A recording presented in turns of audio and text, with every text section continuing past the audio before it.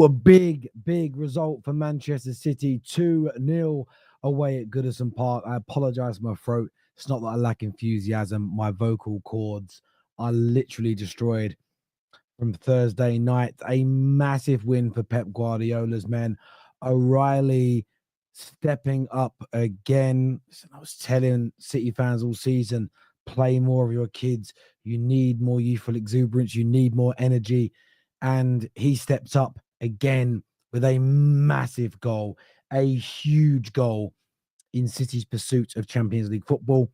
And look, I know that we live in a footballing world now where finishing in the top four is not a trophy. It could be for Man City. Man City are in the Champions League.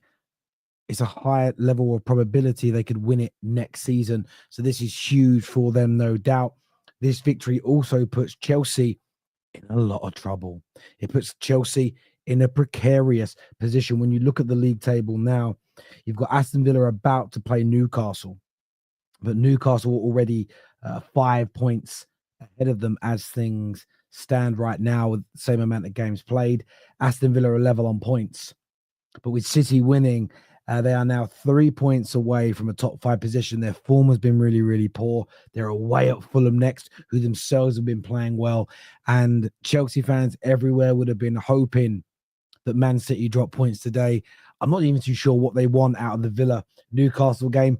Probably a draw, if not a Newcastle win, really, to stop Aston Villa from overtaking them, because they could drop down to 7th, as low as 7th this weekend. But City, look, I thought it was a little bit of a lackadaisical first half. And by the way, Tommy Tornado, let me know who you support, please. Please tell me in the comment section who you support.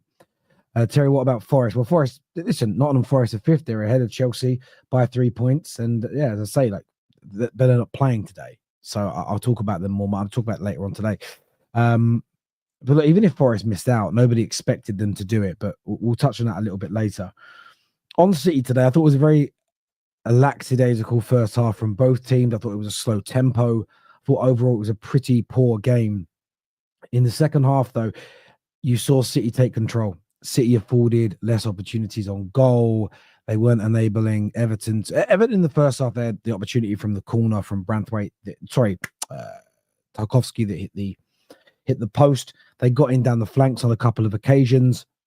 It was a fairly even game, I felt. There wasn't much to pick between the two teams. And when you consider City's much more technically gifted side, better manager, it was a poor first half by City standards. However, what they went out and did in the second half is they started to move the ball a little bit quicker. The tempo increased, and they defended so much better. The midfield was stronger. And if we're being honest, Everton created very little. They had a few shots in the early part of the second half, but it was a dominant second half performance from Man City.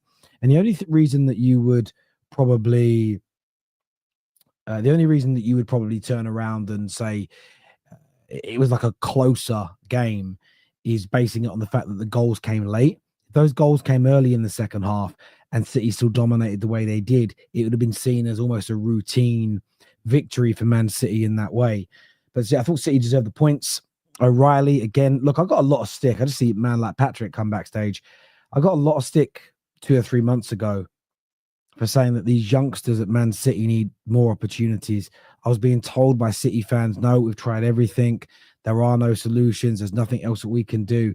And I just feel that when the younger players are played, when the new signings are used more, City have looked a better team. They're still nowhere near the levels that they would want to be at in terms of dominating the ball, the volume of chances, and keeping opponents away from goal-scoring opportunities. There's a lot of improvement to do, but they're just a better side when the likes of O'Reilly. I still think when McAtee comes on and plays, as an example, when the new signings are on the pitch, you need speed and you need power in the Premier League. You always have done and you always will do. But look, a massive victory indeed today for Manchester City. And no, I'm not ill, anyone. I've just got a sore throat from cheering for Man United's goals. It was crazy. My vocal cords are legitimately... So I had to go to my doctor's today anyway for something else. And he just basically said, when your voice is like this, it's like the muscles around your throat are just like, give me some exercises to do to loosen them up. But I talk for a living, so it is what it is. But I'd do it all over again. I'd have this sore throat again for one of the greatest comebacks in European football history. It was amazing. Oh, is it Tottenham versus Forest tomorrow? Why did I think Forest were playing on Monday? I must have somebody. Let me see. Where's my brain at? Is that tomorrow? No, it is Monday. I knew it was Monday. It isn't tomorrow. It is Monday, James. Maybe you're in another country it's already Sunday, and I don't know. So maybe that's why we're getting at cross paths here. That could be it. Yeah, no, it's Monday. Did I say it was tomorrow? Either way, does it really? Fuck, Terry got a day wrong. We got him. Finally got him. Got the clip. We got the clip. But yeah, look, as I say, well deserved by Manchester City today with that win. I think they'll make top 4 as well. You know, watching the last couple of weeks where they came back against Crystal Palace, today's win. I'm just looking now at the league table. Let's see what Forest's wobble does. Newcastle don't look like they're going to stop. They might lose points today against Villa because Villa are a very good team. But I feel like Newcastle are going to get one of the top 5 spots. I just can't see City missing out on top 5 now. Top 4 potentially if there's only top 4 teams, but I definitely see them finishing inside the top 5. Chelsea for me are going to miss out, and I think it's going to be between Aston Villa and Forest. Yeah, I think either Aston Villa or Forest is going to take one of those last positions.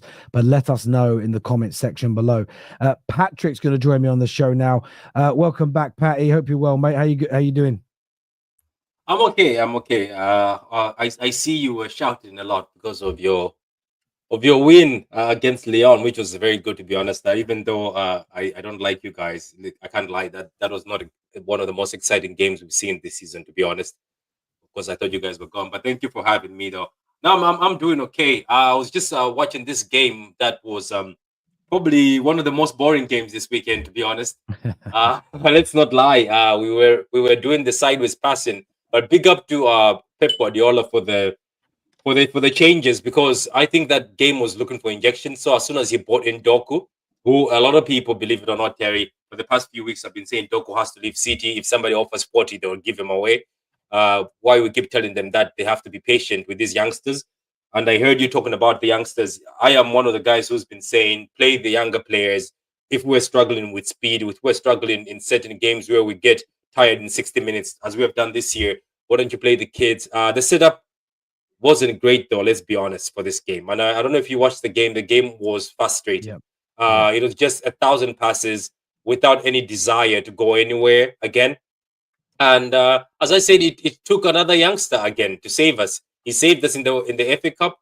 He saved us in the Bournemouth game, and he saved us here again. So it's looking like we might actually just scrape through to get this top 4. Because I was saying if we lost this game or drew this game, I think we're going to be in trouble. Or maybe we were lucky that it's Aston Villa versus Newcastle today, so one of them would drop or both would drop. But I was just thinking we have to do something here. Yes, 1,000 passes without anything. So big up. And you know what? Let me give a shout out to Josko Avadia, because we bought him. And I think I was telling a lot of people that if this guy was a 90 million centre back, why do you keep playing left back? If this guy was the generation of centre back people are talking about, but I've started seeing the reason why people are calling him very good. You can see during the game he saved this few times. Unfortunately, Ruben Diaz doesn't look great anymore. He's just 27, believe it or not. Some people thought he was 29. He doesn't look as good as he was before. But you know why that is, right? Yeah. The problem is he's distracted, and I don't blame him. If I was going to bed every night and waking up with Maya Jama, I wouldn't be focused on training either. So I knew you were about to. I knew you were about to say that, because that's what everybody's saying. There's nothing about football. People are saying people can just admit that maybe he gave us his best football in the beginning. People are saying it's Maya. It might be Maya. You know what I mean? I don't blame him. I'm pretty sure if everyone was waking up with Maya here, I would not even be. Would you even bother? I'm pretty sure you didn't even show up on Facebook. You didn't even show up on YouTube. You'd stop YouTube. Be like, we all had one of them. We all had one of them friends, didn't we? That was always out and about, and one of the boys gets a girlfriend, and then you don't see him anymore. has time off work. But aside from that, I think what you find happens as well with a lot of players is we all sign players young in their early 20s and we're like, oh, we could have them for 10, 12, 15 years. There's also sort of change being as good as a rest. And sometimes a player can just, whether they consciously know this or it's a subconscious thing, you might just be a bit tired, a little bored, and want something new. I wouldn't be surprised to see Diaz leave, go to La Liga, go back to Portugal, play in either Germany, and look amazing again. You know, we've seen, I remember when it was many years ago now, when Patrice Evra left Man United, there was a feeling he was done at the highest level. He went off to Juve. I think it was Juve. It had 2 or 3 fantastic years, but sometimes a change is needed, and that's why I think it's going to be such an important summer for not just your football club, a lot of teams in the Premier League to get the right players out, and some of them it's ability. I did want to ask you a little bit about Doku and Savio. I don't really want to call him Savino. I think ever since he did that, he kind of ruined himself. But I have seen at the start of the season, there was a lot of they're young, give him time. I've seen a lot of City fans, especially with Doku, because he's in his second season, that are just saying that there isn't enough end product. Where do you personally sit on that conversation, Patty? Do you feel like they should both be given at least another year, or where's your mind at with both of those? I think both of the players, we just have to relax for a minute, because I know a lot of people keep pointing out that, oh, we had Sane, we had Raheem, we had this, but they also have to remember that those teams that Sane and Raheem were in, it was prime KDB, a good David Silva supporting them, overloading, and we had 4 backs that could support. Like you know what I did for the past few days? I've been so bored, Terry. I was watching games from 17, 18, 16, 17. I was watching the treble season. I was trying to see what's the difference between now and then. You will notice that our wingers, Raheem and them and Sane, they always had somebody in the box. And it was not just a striker. There would be overloaded people in the box. And you remember people used to say City only score cutbacks. Why, if you look at this Man City this season, especially this season and last year, there's a bit of like, I don't know if Pep is scared of transitions, is scared of counters. Nobody in the box. It's always just like it's either Mamouche in the box or Haaland in the box. And most of our wingers don't have the overload where you find KDBs playing 1-2s with them, or Bernardo Silva trying to play 1-2 or put you with the through ball. That is not happening at City anymore. We don't have 4 backs anymore. It's only now Nico O'Reilly. Sometimes when he's given the opportunity, he can overload the other 4 back. But none of that is happening. And people, I think, are not looking at those aspects. They're just looking straight as like, oh, look at Raheem. He used to do this. But go and watch the games and who was supporting Raheem and who was supporting Sane and how City was playing then and how City is playing now. Right now, I feel sorry, especially for these 2 wingers, especially Doku. Every time he dribbles, right, 2 people are on him, the same way as Saka. But guess what? At least Saka has got Odegaard who comes and support with him. Doku, there's nobody. You find Doku is all alone at the corner, and he has to get into the box. Like today, look at that. How many times did he go into the box and he cut the ball through? It was only Mamouche in the box. Like, at least have people in the box. There's only one moment where Savio dribbled past a few players, and I think it was one of the games recently where there was 5 players in the box, and obviously one of the players scored. I was like, there is what I've been talking about. Give them support. But now it looks like in this City team, they either just throw the ball to Savio and say, you handle whatever can handle. The 4-back won't support you. The midfielder won't support you. So people have to relax. And maybe that's where Pep Guardiola, with the signings of rumors of Gibbs White and some of these other players with a bit of energy, who he can have confidence to say, go into the final third. If we get attacked, you can track back, because you don't expect Bernardo Silva to track back as good anymore. You don't expect Gundogan to track back. So maybe that's why Pep is scared to get this guy's support. That's all I can see from what I hear where you're coming from. I think that football's really funny. In the build up to Man United's game against Lyon, they showed some footage to Rio and to Scholes from their contributions versus Lyon many years ago. And there was a goal that Scholesy set up that Van Nistelrooy scored. And Scholesy said, you notice there, though, Van Nistelrooy heads the ball in the back of the net. But there was 3 other United players, 1 already in the box and 2 box crushing. And he was essentially saying that isn't happening anymore at Man United. And the reason that doesn't happen is because we don't have the speed in midfield. or the quality overall in defending at times to handle those counter attacks like we used to. And I think that's significant because midfield wise and defensively, you've been vulnerable this year. So I think what happens sometimes when you're attacking is you don't have that extra man or extra two men like you did last season, the year before, because there's almost this, well, if I go forward and we lose that ball and this team transitions against us, we've been cut to ribbons all year. It's like there's been a confidence has been lost in City. And I honestly don't think that's coaching. That element is, I don't think, is coaching. That's just about recruiting players with more speed and more power, because a lot of it comes down to that. And the one thing I'd say with City, most seasons you've been physical specimens compared to most other teams. This year, with some players aging, some players being injured, the levels have caught you up really, really quickly. So I think when it comes to the window, that is something you guys have really got to address there. V and Kel are with us now as well, so welcome to the show. Kel, a really important victory in terms of getting those 3 points into the top four, and Champions League football is beckoning. Break it down for me. Yeah, very true. These were 3 huge points. It kind of looked like we were setting up for a draw, and most of the game kind of played out that way. I had meltdowns like I always do. I bet. But yeah, those subs changed the game. Doku coming on was huge. I thought for sure he'd put Grealish on instead, because I thought he was just going to go for that 0-0, but he put Doku on, and I was like, man, that's not a very Pep-like sub at this point in the season, or even the entire season, I guess. He just doesn't seem to want to go for it in a lot of these games. And so Doku coming on was like the sign, like, hey, we're actually going to try to win this game. And he changed the game. And I was whining about Kovacic, and Kovacic came on and made me eat my words. So credit to him. I've been whining a lot about Nunes. Nunes had a good game. I think Yashko was man of the match, but great job, Nunes. Great job, Kova. Yeah, Pep turned it around, and we got 3 huge points. I kind of went into the game thinking that we were going to just kind of get a draw and go for a draw. And like I said earlier, it definitely kind of was playing out that way. And then Pep decided, oh, we're going to go for it. And we did. And so I'm just very happy about that. Huge win. It takes a lot of pressure off this game that's happening or about to start right now. And yeah, we'll just see what happens, man. We'll see what happens.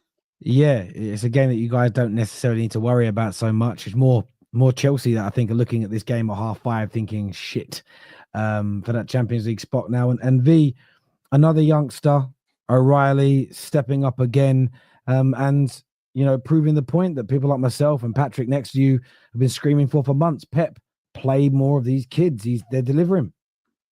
Yeah, I mean, at the time of when you guys were calling for the youngsters, I think it was a little early. I think knowing the manager and how he's brought players along, he wants to have the right combination. He wants to have the right balance. So yeah, calling out for it, I hear it. But the fact that you're seeing them have success now, and you're seeing the combination of still having, quote unquote, the older players within that mix. Pep wanted to keep a certain level of control, understanding of the system, as well as the pace and power that we need from younger legs, especially when it comes down to like closing out some games. But I got to shout out Everton, obviously, because winning at Goodison Park is not easy, right? Some of the better clubs that have performed this season that are above us in the standings have had a tough go versus Everton. Many that were frustrated with that first half. It's a little bit of a chess match. It's like, okay, how are you defending us? How are you going to try to counter us? How are you going to attack us? I think there was a lot of that because, again, Moyes deserves the respect. He is a top manager, and he deserves the respect that Pep showed him to try to figure out the best way to go after them. And we got the result where Liverpool and Arsenal weren't able to do it. So I'm happy with the 3 points. Absolutely. And the way we played, the way we got that winner, because it was the winner, was actually a player that's been criticized often. Bernardo stood on top of that ball for a very long time, directing where Nunes was to go, laid it off to Nunes. Nunes puts it into the box. So we have to continue to trust this manager. I know for many City fans, this is the worst season we've witnessed in a while, but the manager knows what he has available. Has he made mistakes? Yes, but let's try to, like Kel's kind of joked about, let's not have the panic settings too early. Let's kind of see how things played out. I'm really happy with the 3 points. And O'Reilly, we won't do the over boosting. We won't want to say, should he be considered one of the best left backs in the league? We won't go that far, but we definitely have a very talented kid, and he's playing out of position. Through the academy, he was in the midfield. And Pep, and I mentioned this in the group chat, Pep has a tendency of wanting to turn midfielders into left backs.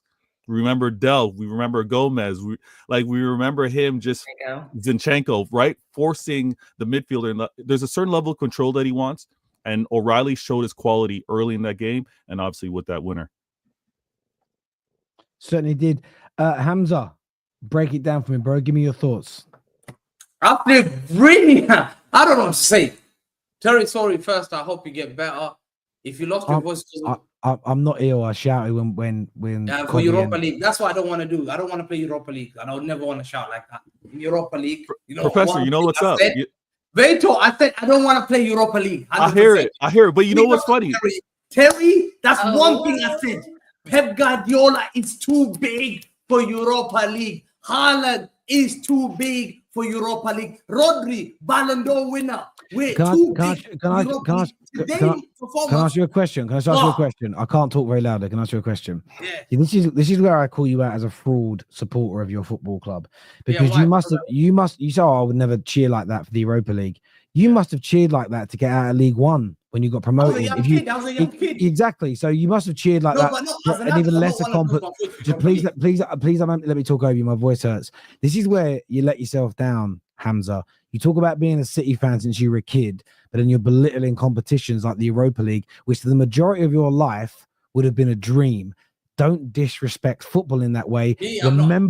Remember where you came from, my friend. Remember where you came from. I just that makes you look a fraud. Terry, Terry, I think you can say, Terry, you can try and humble me, whatever, and I don't care.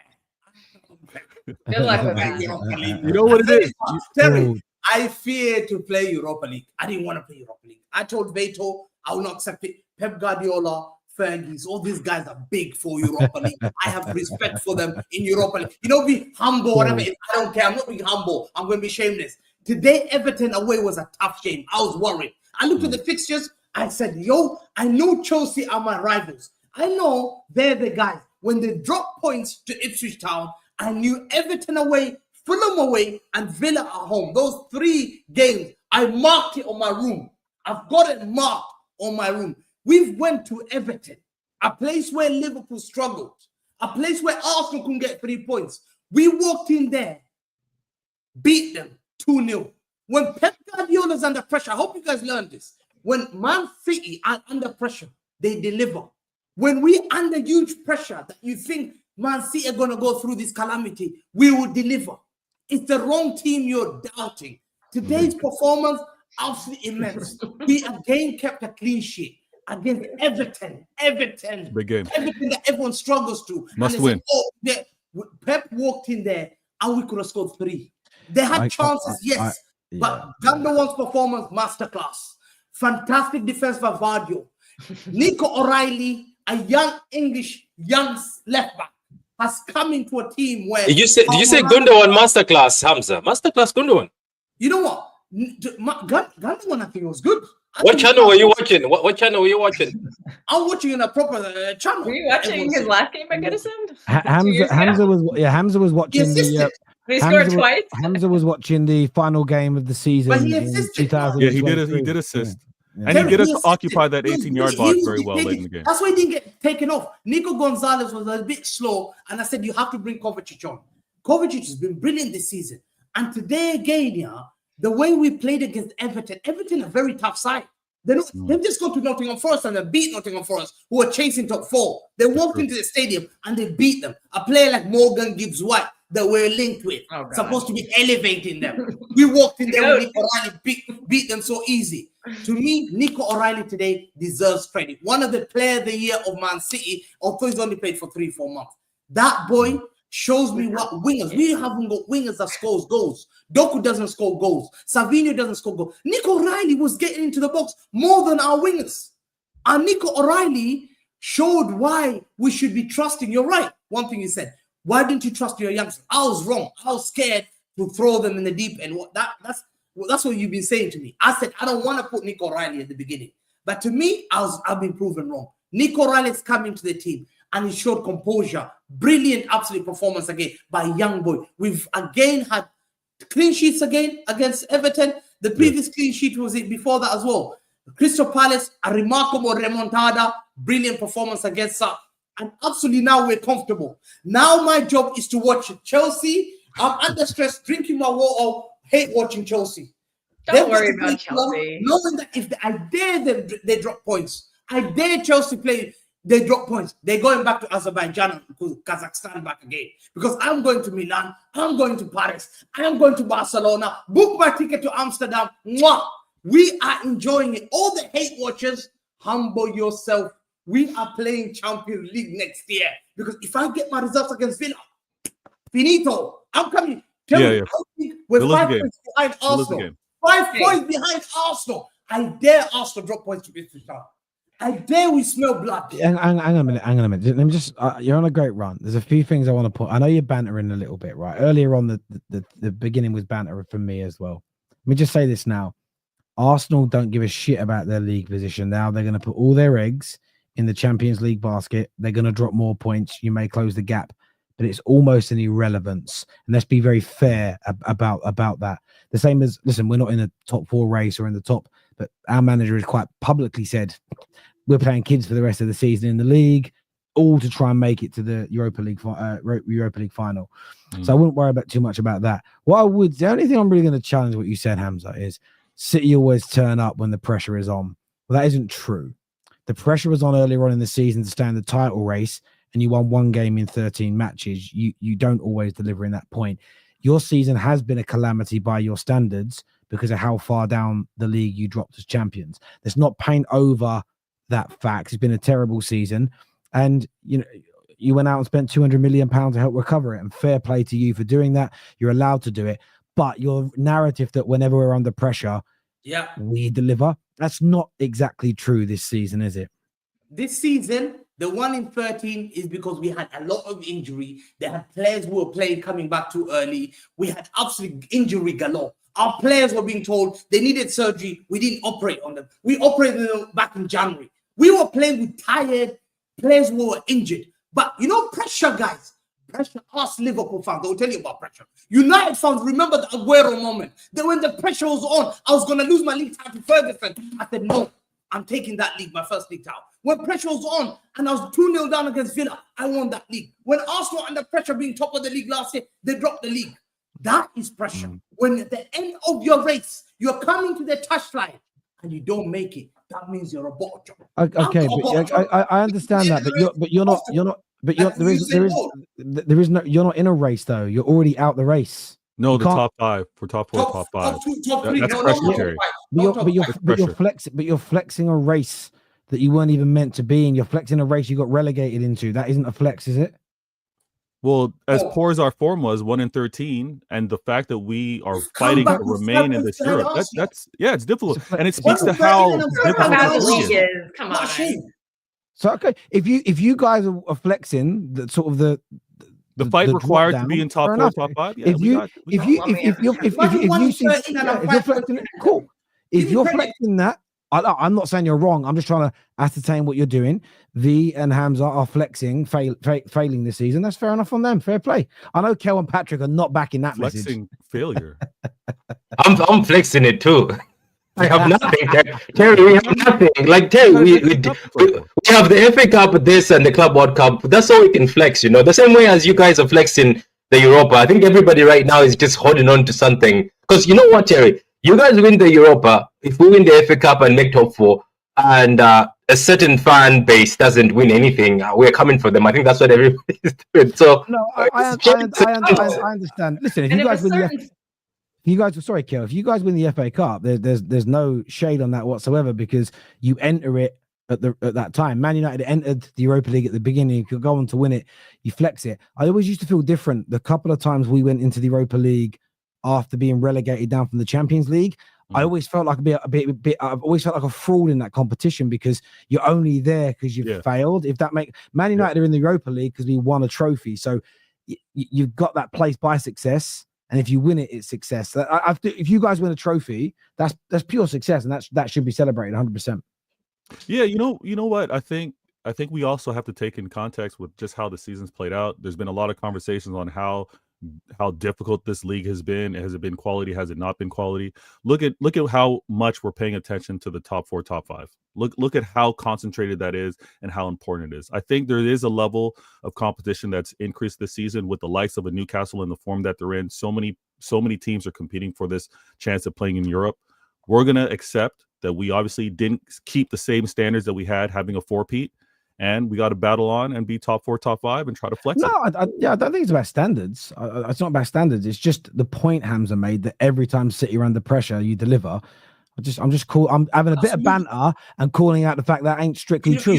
No team delivers under pressure all the time. So, Kel, you were going to say something a minute ago. Sorry, I interjected. I apologize. Oh, I forgot what the point was, but this whole point about we folded in November, December, like that's historically, like those are historically poor months for us anyway. We like the track record is that we tend to turn it on this time of year, like March, April, May. That's usually when the team like gets going, and that's when we have those extended runs. So I think that's what Hamza was trying to go with when he said we went under pressure, because I mean that is kind of our track record. So I don't know, like losing upset over us losing when we are historically bad is not really a surprise, but I get that. That makes a lot of sense. It was self-inflicted early on. I know we had injuries back then, but it wasn't as bad as it is right now. Like we have a Kanji, Ake, and Stones that Kanji just came back, but we had all those players during that December run. Well, we were missing Rodri and we were missing KDB. And we were missing Kova coming back from injury, and they were not getting proper rehabilitation. They had to imagine I'm in the hospital, right. I'm sick, and I'm being told you have to play tomorrow. Players were not recovering from injuries. Akanji, they had to make a decision about surgery because he's having recurrent tears of his groin, apparently. We had Ake, who's still having hamstring, being told when he's 70% fit. We're saying pressure is when people look at you and you're about to deliver. We won 1 in 13, and we're 5 points behind Arsenal. That is remarkable. The league is awful. That is not. Yeah, that's what I'm saying. Choosing not to blame injuries. I'm blaming the manager. Can I ask you guys a genuine question? I don't want to blame injuries. That's what other fan bases do. I'm not going to be that person. A genuine question. You say it's remarkable to have that bad run. 1 in 13 was actually multiple competitions as well, so it wasn't just the Premier League, to be fair. But do you believe that having a bad run like that and still being 5 points off second, do you believe it's that indicator that by and large, overall, it's been a poor quality Premier League season? Yeah, it has. I think it has. Like, let's be honest. Like some people were saying, I say this at the beginning that this looks poor, including City. Even the time when we won 5, I was like the matches look poor. But yet, what I noticed is a lot of people were hyping it that the quality has become better. But we were being exposed as a Premier League. I know Villa almost went toe to toe with PSG. I get it. Arsenal beat Madrid. It's not even a good Madrid side. Let's be honest. People are hyped after that Madrid side beat us. It hasn't been great. Let's be honest. Some of the football has been terrible. But what I wanted to say, Terry, overall is this is what people wanted. I'm talking about the Premier League. You wanted suffering. You wanted a bit of competition. If you look at the table right now, you got what you wanted. It's very tight. Down the middle. This is what everybody wanted, Terry. Everybody wanted this. Let me challenge that. I agree. It's been a poor quality Premier League season. Now, I think about it a few weeks ago. I didn't want the competition to be like this. I want it, and what I mean by that is there's barely any fan base, and a lot of Liverpool fans push back against the idea it's a bad season. But even when they've been winning games and I've been watching, they've come on at my shows or I've been watching other Liverpool channels content. Yeah, it's like a fucking morgue. The only competitions that this season that consistently have delivered, and I notice it based on the match reaction, but based on the fan channel reviews I do and the interactions the next day. And the interactions are an important part. The Champions League and the Europa League have delivered excitement to fans. And when I say poor quality, that's fair. Let's just forget quality of football. It feels like it hasn't been an exciting season. It feels a little meh. I've seen I've covered top 4 races before. I remember the one where West Ham were pushing when Jesse Lingard was there, United, Chelsea were running. Everybody cared about it. It was exciting. We've covered title. I mean, also there's no title race this year, but City, you've been the best. You've been the best team for 10 years, but you were predominantly in title races with someone, and they were close and they were tight. So it's not about the quality being poor. I want the competition close, but it just feels like a lot of the games haven't been exciting. There's been bad refereeing, by and large. I'm talking here, and then there just doesn't seem. And maybe it's the right teams in the races. Maybe if it was Man United and Man City fighting for top 4 now, there'd be a rivalry alongside it. But it just seems to be loads of ingredients missing for making this an exciting season. It's because of the title chase. It's because there was never really that drama for the title chase. It was pretty much Liverpool's early days. And that's why I think the excitement has been kind of, because the jeopardy hasn't been there. Yes, the jeopardy is with regards to 4 and 5, but when we're excited, when we're like, oh, what's happening here? It's when, okay, who's challenging for the title? That's been Liverpool's for so long. That's why it's been dead. That's why kind of like the match reactions have been kind of like you mentioned, like a morgue, because, well, how does this impact anyone possibly beating Liverpool? I agree with that, but I also think as well, and I don't mean it rudely, about Newcastle, Forest, and Villa that are pushing in. If you took out those 3 teams right now for this Champions League spot race, and you put Tottenham and you put Man United in there, because of the rivalry, especially online, and that's developed in the last 10 years between those clubs, I think you get a bit more of a give and a go. Whenever City dropped points in the previous 2 seasons when you were competing with Arsenal, there'd be a flood of Arsenal fans watching match reactions. This year, there's got to a point where they don't care whether you win or lose, and that's what I mean. There seems to just be when you're online, there just seems to be less discourse. So, I know Liverpool fans hate it, but Liverpool fans take it as what you're saying, we don't deserve to be champions. You're saying we're crap. It's like, it's nothing to do with the quality of football. There's been some really nice stuff. I just think it's been a boring season in terms of the rivalry between clubs. It just seems to be a bit off this year. You have to give credit to Liverpool, man. You have to give credit to Liverpool. No, hang on. Hamza, let me stop you. Please let me stop you. I'm not taking anything away from Liverpool. I'm not speaking about the Liverpool being a bad team or not deserving it. People are doing that to downplay their season. Stop, because I'm going to lose my temper. I'm talking about fans. Let me say what I'm trying to say. Please stop a second. I'm talking about the fans enjoying the football, getting at each other, debating each other, rivaling each other. It's nothing to do with taking credit away from Liverpool. It's nothing to do with Liverpool. I think it's been an exciting season. Okay, top to be chased in the title race, yes. But if you look at, no one predicted Liverpool to be top. No one predicted who's going to finish 2nd, 3rd, 4th, 5th. There's a gap between Bournemouth, Villa, Man City, Brighton. It's just it's never been there. Like, I've never seen. I am chasing, looking at Nottingham Forest results and Bournemouth result. I think Liverpool season. Listen, credit to Liverpool. You're right. Credit to Liverpool winning this league, but they won it in an easy way. But the competition has been around between third. I didn't say one negative. Hamza, because I can't speak loudly in my voice. I said nothing derogatory about Liverpool, and you told me to give them credit, and you literally just said, taking nothing away from Liverpool, it was easy for them to win it. You're the only person who's played Liverpool down. We're trying to downplay listen, we should be coming out against Liverpool being better than all of us. But they're way better than all of us. You just played Liverpool down, not me. No, I didn't. I said Liverpool deserve, and they'd be way better than all of us. But you said it was easy. You said it was easy. No, because they've been very good. But Hamza, do you get where he was coming from with the other teams? That I get where he's coming from. Do you know? It's also like I don't want to. Obviously, if I say this, some people get very pissed off, saying, "Oh, yeah, you're insulting us." What he's trying to say is, if this was Spurs, United, Chelsea, Man City, Arsenal, the ones competing for the top 4, how tight it is, it could have been. I think there could have been more spirit. It just shows that this league is actually carried by the names, the big teams that are actually sucking right now. I think that's what it means. He's not saying that Liverpool is bad. It's just I think that's exactly, and it's not just about the football terrace, right? It's outside of it. So, for instance, the media, whether people like this or not, they focus on the top 6, top 7 teams because they have the majority of the fans that watch, especially around the world, follow those teams. And we know this by the viewing figures and everything else without being disrespectful.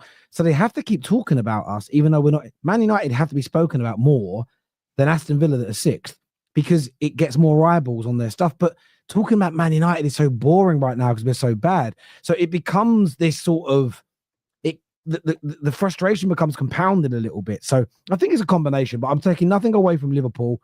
They deserve champions. They're probably going to finish on about 85 to 90 points, which is amazing. Sorry, last word to you, Kel. I was just gonna say, like, the Premier League in general is just not exciting to watch this season for me. There's so many like low blocks and just a lot of managers just scared. They're not going for it. I've been watching some other leagues lately, particularly League On. I think it's just more exciting. The teams actually go for it, you know. So, and that maybe that's another reason why the hype for the Premier League this season is just not that great. In addition to missing some of the big names that we were mentioning earlier. But would you not blame It's just not teams exciting that to watch. Like, I don't watch a lot of games. Like, I watch them because I need to talk about them, but I'm not actually enjoying watching them. Like, I used to enjoy watching like Klopp's Liverpool because that was just a really exciting style of play. They didn't always win. I agree. I agree. It used to be really fun to watch, and Chelsea used to be fun to watch, and now they're all just drab and boring. I agree. It's Pep's influence on the game. It's the teams I mentioned don't play. I told you that. I told you. Well,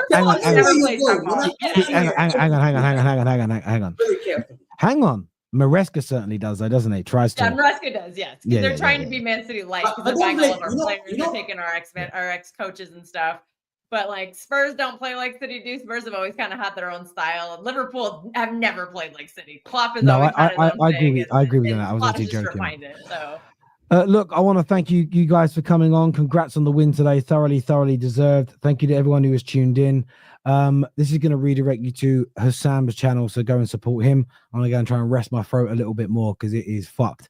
Until next time, people. Ginger water. And honey. I'm going to leave it to Atletico Bilbao, so don't worry about it. All right, Hamza. All right, bruv. Chill out, you fraud. Until next time, take care. Goodbye. God bless. And I'll see you all again soon. Peace.